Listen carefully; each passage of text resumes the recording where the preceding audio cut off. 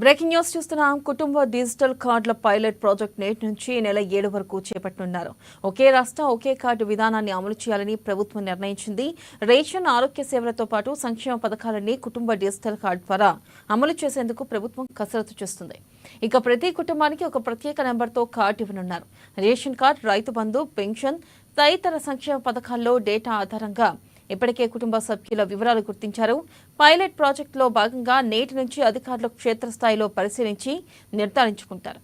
రాష్ట్రంలోని 119 నియోజకవర్గాల్లోని 238 ప్రాంతాల్లో ఇంటింటి పరిశీలన జరగనుంది.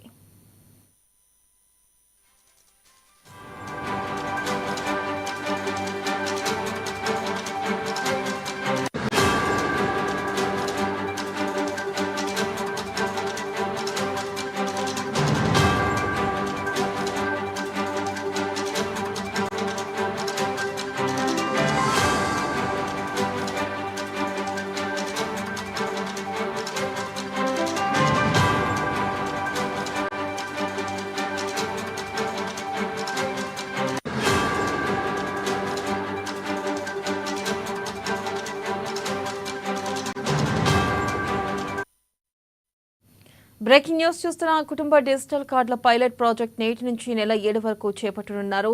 ఒకే రాష్ట్రం ఒకే కార్డు విధానాన్ని అమలు చేయాలని ప్రభుత్వం నిర్ణయించింది.